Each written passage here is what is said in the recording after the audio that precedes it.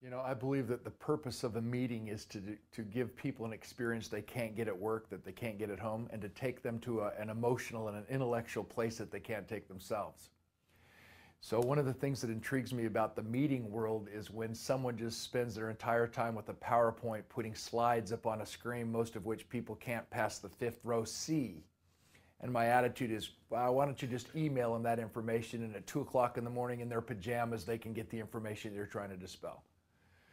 And so the counter to that is you bring people together, belly to belly, heart to heart, knee to knee talk, with the understanding that reason leads to conclusions, but it is emotion that leads to action, that there's value in bringing people together. And understanding just in this new political climate with President Obama in the White House, to contrast his ability to communicate with President Bush. And I was a President Bush fan, but he was a lousy speaker. And to see someone with Obama's background emerge and take over the free world as our new president of the United States, primarily because of his ability to generate emotional response and be such a powerful presenter of information in an emotional way. So in this down climate, the first inclination is to discount the power of meetings, to discount the importance of gathering together. And I say, no.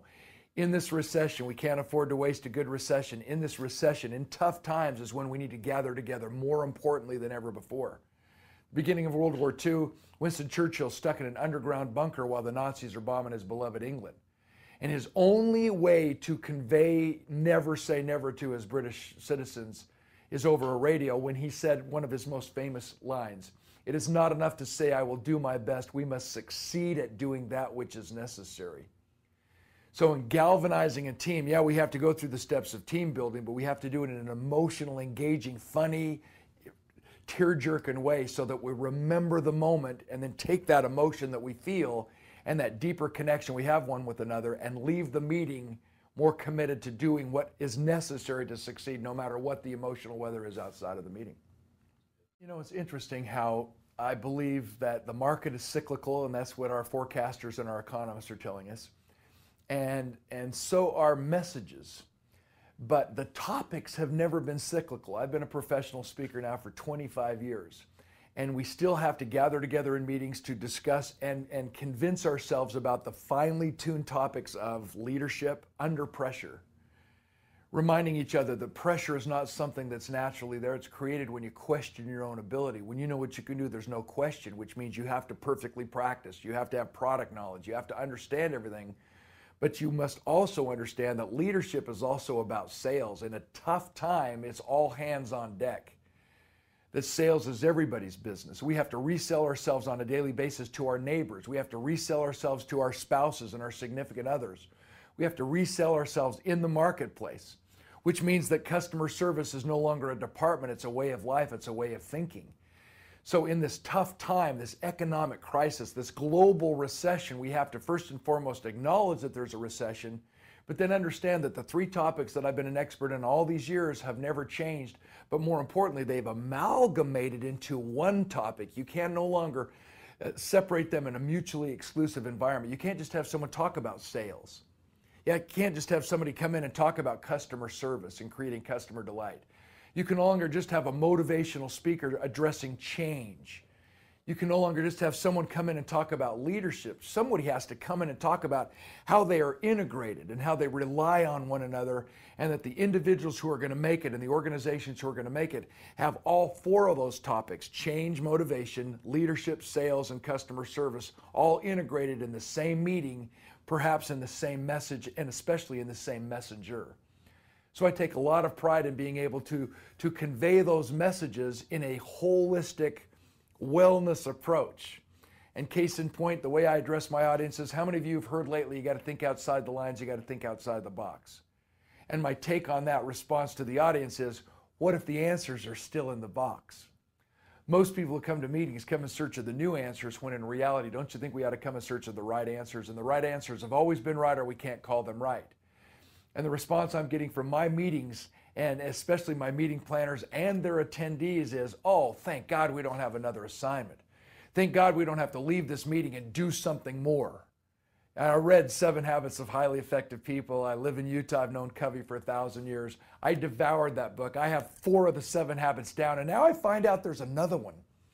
Covey writes the book, The 8th Habit. I wanted to email him and say, calm down. We don't need another assignment. So the feedback I'm getting from my message is, thank God we don't have to go do something new, that all the information is necessary already inside of me to succeed. What it takes for me to succeed is already inside of our organization. We just need to trigger more passion, creativity, and imagination among us with the belief that when the water in the lake goes up, all the boats rise together. We can leave here and do what is necessary to succeed. The energy that my audience leaves with is based on these quotes, more than cliche, quotes that they can hang their hat on. Like, crisis does not make or break the man or woman, it just reveals the true character within.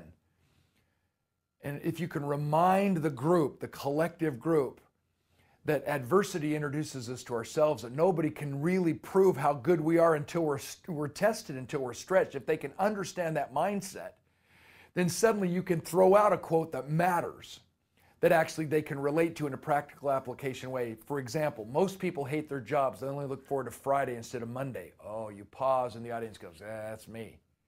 They think they're paid by the hour when in reality we're paid for the value we bring to that hour.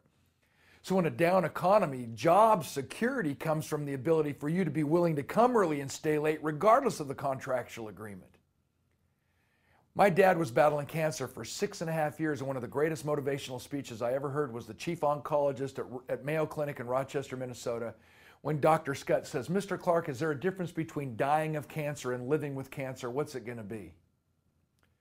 So somehow words really do matter, especially if they're conveyed in an emotional, realistic way. And so the energy that we create within a meeting, the context of a meeting, actually is a return on investment. They leave remembering these quotes, remembering these realities, and saying, my gosh, if I'm going to be around here tomorrow, if I'm not on the chopping block, if I want some job security, I better do something about what I can bring to the table. And the people who sustain their jobs are those who bring more value, not just in good times, but especially in tough times. And then once the tough time ends, they have positioned themselves to stand out in this mediocre society. We're all guilty. We've helped create this minimum requirement society. You know, every professional speaker will say, I customize my speech, and they throw out the name of the company and think, yeah, that's a done deal. I take great pride in 2 things. Number 1, I've committed to doing something every single day to make myself better, to make myself more qualified, to make myself more inspirational to be around. That the speech does not make the speaker credible. What he or she has done prior to the speech is what gives us credibility, makes us an expert. And hopefully when I get through speaking and flapping my jaws for 60 minutes, people know that I have some substance, that I've been there and done that. And even though I didn't have time to go there, they know that I've had these magnificent experiences interviewing the most famous, powerful, successful people on our planet, flying in fighter jets. I played football for 13 years. I was paralyzed 1 year. 16 doctors told me I'd never get any better. And as I started to get better, I was asked to speak. I don't have to tell that whole story. I want them to know that I speak as one having authority, that I bring that to the table. And so the first phase of how I prepare and tailor and customize my speeches is based on my commitment to being fresh, to having a new experience every week, to interviewing someone, to making sure that I can connect the dots to get to Michael Phelps, who just was the superstar in the Olympics, and have an engaging conversation with him so that now I am an expert eyewitness on what happened after the Olympics, how I can convey the messages of leadership, of commitment to excellence, just because I have now engaged with that person. So I'm always trying to make myself exciting to be around. What has Clark done this week?